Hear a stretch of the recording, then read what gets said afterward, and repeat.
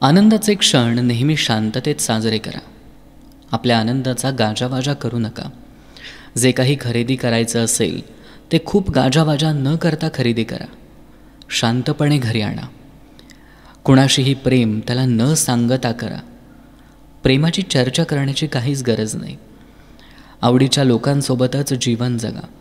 बाकीचे तर फक्त वेळ वाया घालवतील.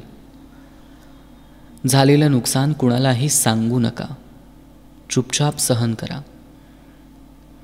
घरातील गोष्टी कोणासोबतही शेअर करू नका. जर तुम्ही त्या बाहेरच्यांना सांगाल तर नंतर तुम्हाला त्याचा पश्चाताप नक्की होईल. लोकांना नेहमीच हे जाणून घ्यायचं असतं की तुम्ही किती कमावता. तुम्ही तुमचा पैसा आणि संपत्ती शक्य तेवढी गोपनीय ठेवा. ते फायद्याचं ठरेल.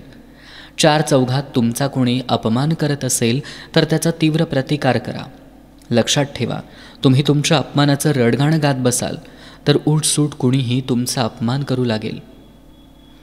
मनात अशा अनेक गोष्टी असतात ज्या जगजाहीर केल्यानं आपल्या जीवनात अनेक संकट येऊ शकतात.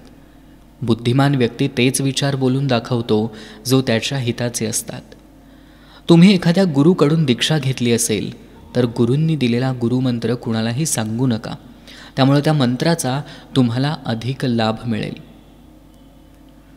जर तुम्ही एखादं औषध घेत असाल तर ते गोपनीय ठेवा. अन्यथा लोक तुमच्या आजार आणि रोगाचा गैरफायदा घ्यायला सुरुवात करतात. विनाकारण तुम्हाला कोणी तुमचं वय विचारत असेल तर कधीही खरं वय सांगू नका. या माहितीचा गैरफायदा घेण्याचीच शक्यता अधिक असते. केलेलं दान नेहमी गुप्त ठेवा तरच त्याचा पूर्ण लाभ मिळतो. असं म्हणतात की गुप्त केलेलं दानच देवतांना प्रसन्न करतं.